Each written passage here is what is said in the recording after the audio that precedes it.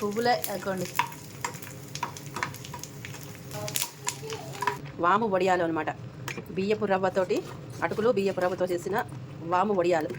ఒక గ్లాసు రవ్వకి ఒక గ్లాసు బియ్యం వేసేసుకుని రెండు ఒకసారి మిక్సీలో వేసేసుకుని బరకగా నూకలాగా ఎసరు ఒకటికి నాలుగు గ్లాసులు నీళ్లు ఎసరు పెట్టేసుకుని ఇవి వేసేసి ఇలాగ దగ్గరగా ఉడికించేసుకోండి. చక్కగా ఉడకాలి, బాగా ఉడకాలన్నమాట. కారము ఉప్పు చూసుకుని వేసుకోండి. వేసుకున్న తర్వాత ఇలా దగ్గరగా ఉడికించేసుకోండి. ఉడికించుకున్న తర్వాత చల్లగా అయిన తర్వాత మనం వడియాలు పెట్టేసుకోవడమే. ఇదిగోండి, ఇక్కడ నాకు చిన్న యూటిలిటీ ఉంది కదా, దాంట్లో పెట్టుకుంటున్నాను ఇలా వడియాలు. ఇక మొత్తం మీద అన్నీ ఇరికించి పెట్టేశాను. ఇంకా కొద్దిగా మిగిలింది పిండి. ఆ పిండి చిన్న చిన్న గ్యాప్లలో అన్నింటిలోనూ అట్లా అడ్జస్ట్ చేసేసి పెట్టేశాను అనమాట. ఇది ఎండిన తర్వాత ఎలా ఉంటుందో చూద్దాము. అబ్బా సూపర్ ఉన్నాయండి, చాలా చాలా బాగుంది.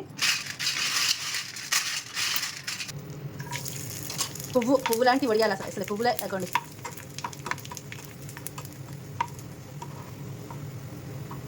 ఎండ లేకపోయినా కూడా మనం ఇంట్లోనే ఒక ఫ్యాన్ గాలికి ఆరబెట్టేసుకోవచ్చండి. ఫ్యాన్ దగ్గర ఆరబెట్టేసుకుంటే ఆరిపోతుంది అనమాట.